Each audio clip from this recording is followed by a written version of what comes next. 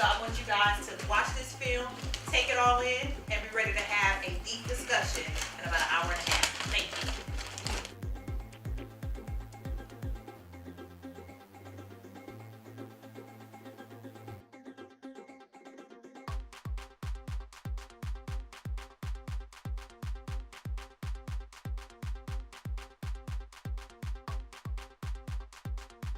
Welcome to our first Webisode conversation for the movie club.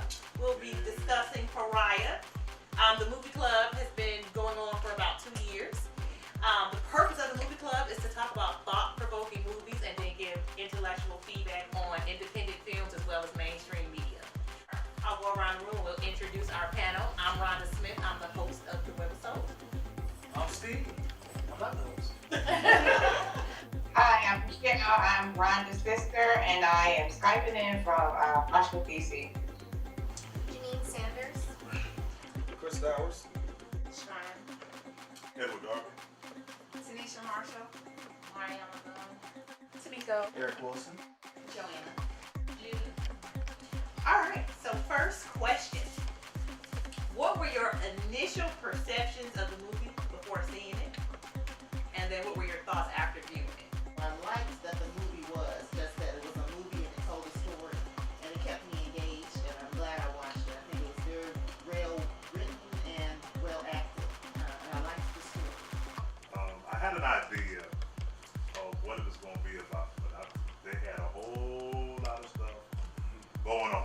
So I think that it had a lot of interesting twists and turns, and I'm clear. We could talk 4 or 5 hours on all those angles, but that's no use. But it was a lot going on. So why do you feel her mother was so overprotective? Do you think it's just because she was in some type of denial? Denial, and I think religion had a lot to do with it as well. I didn't see one part in the movie where they even touched hands, hugged, anything. Yeah, she was in denial through the whole thing. I felt, the part where she opened up the refrigerator and started, she had all those plates up there. She kept making his meals. And I think she was finally coming to realize that this is what it is, and she was throwing that, food away. Then when she took that sweater that was the daughter's, that she bought for the daughter and put it in there, I think she didn't want to believe it, but I think she was accepting it. She wasn't happy with it. I think she represented some viewpoints of some women. I want to get married by a certain time, I want to have a certain order.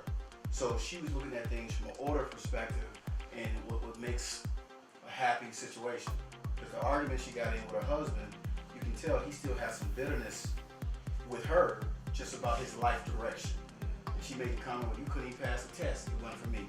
So whatever his goals were, be it since he was playing basketball with his daughter, I'm assuming he may have been a basketball star at one point or athlete, and it didn't go that way. She got her first baby, which is the oldest daughter. So now he's trying to play house. But to her perfect house is, what if your father gets home? So we're gonna go to church together.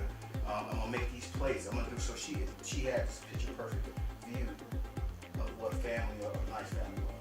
It felt to me like she was unhappy and didn't have a lot of control over her husband, over her daughter, over different aspects of her life, and it seemed that she really strived to maintain this rigidity. It appeared to me that she had an idea of how you behave and what's acceptable communication and interaction at work, and that only one person in her work environment met that idea for her. This is what I perceive like her work interaction to be, is that they really didn't include her either. And I just wondered while watching the movie if they had been a little bit more welcoming to her, like if she would have received it. Because when she stepped into the room, like I saw her look at the other two at the table across and try to make some kind of eye contact with them, and they, ignored it. I felt like in the work scene that she was trying to be private and didn't want people knowing her personal business, and didn't want to, she really was kind of shutting everyone off. So that's probably why they kind of figured she acts funny, she doesn't talk to anyone. She was really just like, I'm coming here to work, I'm not trying to make friends. That's the impression that I got from think of two things. I think one, I think she knew the women that were there talking. I think she knew that they knew her daughter was gay. Yeah. You know, so I think she's trying to avoid, you know, that conversation with them. The definition of pariah based on when they had the trailer, it said a person without status, a rejected member of society. So obviously we know that was her daughter, Alike, but I felt like her in that scene, she was a social outcast at work. They didn't want to include her, so she goes there looking at her like, please. And so I felt like she also had some form of rejection or felt like a social outcast. The daughter had the outlet of the teacher. She had the outlet of her friends and going out. And I guess the mom's outlet could have been her friend at work, but she was so guarded and caught up in what was going on that she, you know, messed herself up because she never learned how to enjoy life and communicate with other people. One thing I just noticed, so you know, as I watched the movie and we learned about Alike, that she was a very intelligent young lady. She was very smart, and so outside of the obvious of the commonality she had with, you know, that circle, I felt like, you know, she was downgraded. Like that wasn't the crowd she should have been with. I think the movie showed that a person isn't one thing. You know, just because you are lesbian, it doesn't. There's not a whole kit that comes with that.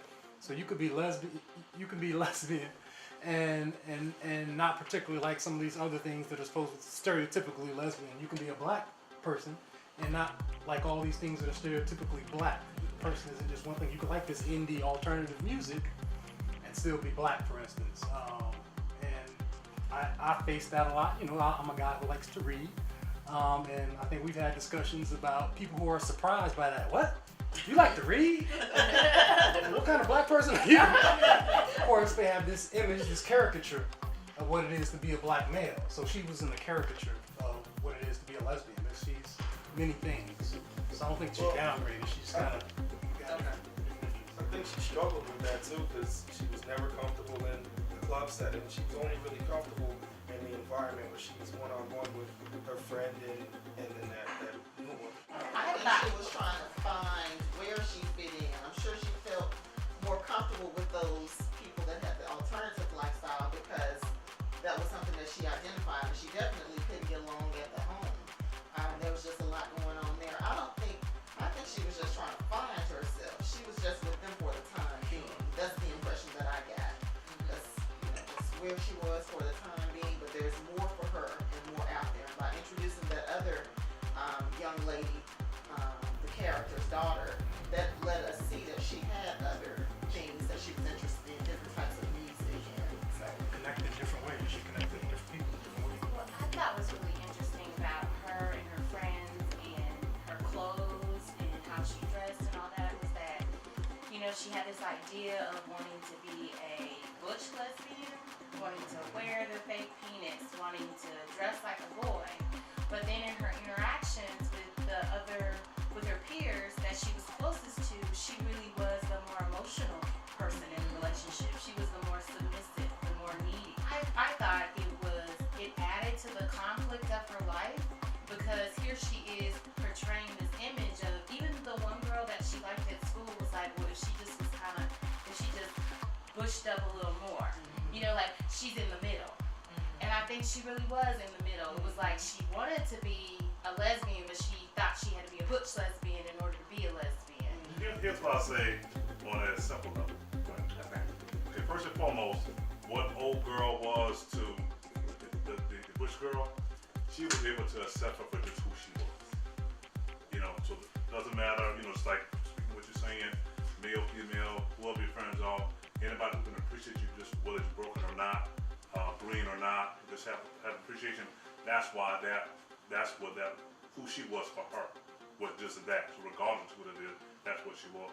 Do you think that lesbian women who portray this masculine role, are they comfortable in their own skin or do they have some type of identity issue? When I'm looking at it and I'm seeing them going to go and they're going to go get a strap on, but the girl who is confident in being a masculine lesbian, she's embarrassed to go and get the strap on, she's embarrassed to take it back. But why? This is what you want to be, this is what you're portraying. Well, I'm just putting it out there though, but is there some type of identity issue? Or are they really comfortable in their own skin? So for the girls to bring attraction to other girls, that butch side has to be there. But that's not the case in the movie. If you look at her relationship with Bina, the other young lady, she's not butch at all. And Right. if you were looking at them on the street, they were both walking down the street, you would not think one of them was butch and one of them was another way. Well, You would just see two girls No, she has going one. to an alternative party. I feel like this is great discussion, but I feel like some of the terminology I don't think we're like capturing exactly. Okay. I feel like there is a difference between being butch and portraying a masculine personality in terms of like how you dress, how you carry yourself, how you feel about yourself. If you feel masculine versus being dominant, because there's a difference between the two. That I feel like she was dressed as masculine because that's she felt like, you know, she knew that she was a lesbian. Right. But in what she saw, as far as the women, they dressed masculine, so that's how she could relate to them. But I feel like Correct. who she thought she was, Right. when she wanted to be herself, Right. and she wasn't necessarily wanting to be masculine. She was, you know, she was dressing down, dressing with a scarf, dressing more feminine, even though she knew she still was a lesbian, but I don't think she really felt like she wanted to be masculine, but that's how she felt she could relate to what she felt inside, is that she had to look like this on an outward appearance. I think for her, one of the elements that allowed her to be defiant, changing her clothes every day at school. They do it because they are being defiant yet submissive at the same time. So I don't want to go home and argue with my mother. So I am changing back my clothes. But I'm still being defiant because when I get to school, I'm changing that outfit and I'm doing what I want to do. It is a form of defiance, but yet at the same time, it's submissiveness because I still respect my household. So You know, when she goes to speak to her mother, you see that very clearly. She still has a level of respect for her because Right. this is my mother. But she tells her father, I'm not running away from you, I'm choosing. Because she has finally gotten to the point where she's no longer worried about being defiant nor submissive. She's saying, this is who I am and this is the way I'm choosing to live my life. So I want to kind of talk about the father, right? So I want to talk about his relationship with the daughter, right? So obviously he was in complete denial of his daughter, but I feel like he had the closer relationship with Alike and, you know, youngest daughter, but he was the one in the most denial because the mother, even though she was being overprotective and in somewhat of denial, she knew what her, you know, who her daughter was. She just didn't want to accept it. But he didn't seem like he even initially wanted to accept it. So I just kind of want to talk about why did you think that was? just kind of what we saw in terms of denial. Denial was a central theme in the movie. When you become a parent, I think you have this vision of how you imagine your children will be, and that was in opposition to their vision, which causes conflict. I don't necessarily think he was in denial, but I think that anything to go against his wife, that's the impression that I get. It's like they kept that conflict going. I think he knew, but because the wife was just putting it out there, this is what it is, this is what it is, I just don't think he wanted to agree with her personally. Like, what scenes or what did you like best about the movie? And I also just wanted to ask, in the end, you know, when you saw the mother, she was throwing away all the food out of the refrigerator and throwing away the new blouse. What do you think that represented in her life? She was just washing her hands of the situation. So when she threw it in the trash can, along with the pink blouse or whatever it was top, she had to say, it is what it is. So I think I would agree with you. I think the dynamic there was that she definitely was like finally like, okay, you know, everything has hit the fan. This is my reality. But I think in those last couple of scenes, those to me were the most, for me, they were the most poignant because, you know, one, when the mother can't say I love you back to her daughter, that's a big deal to me. My parents would struggle if I went home tomorrow and said I was a lesbian or something like that. My parents would have a lot of issues with it, but I don't think they would love me any less. And I think that's how I envision love. I don't envision it based on lifestyles and circumstances. I mess up all the time, and they still love me. So I can't imagine a mom looking at their child and not being able to say, I love you. This might just be the youth and lack of maturity on my part, and I grew up with John Hughes and Boys in the Hood and Men Society. I'm like, okay, so where's the drama? I'm expecting this girl to lose it, want to jump off a cliff. Mom, you know, rushing to say that she loves her or say goodbye to her, but the bus pulls off. It was just kind of anticlimactic to me. But the things that you brought up, yes, there were a lot of imagery, a lot of powerful messages that a person like me has to, like, you have to bring that out to me, because I'm just sitting there like, you know, even at the club, when she said, get me a strap, I'm thinking she's gonna prove that she's butch and walk in there with a gun and just let off. something to me that was very powerful was the concept of her when she quote unquote declared and she decided to, I forgot the word she used. She chose something, but I chose. So now I've, lack of a better word, declared. I've come to myself. Now I'm going forward. So now this is my confidence. This is who. Whereas before I don't know what I'm going to do. I know what I'm going to do now. Boom. Okay, so I like the movie for the fact that it had good character development. I don't think I wasn't necessarily looking for a plot, but I just think it told the full story. So a lot of times you look at a film and it starts talking about one thing and then it just kind of ends and you're like, well, dang. I feel like it kind of told the full story for all of the characters.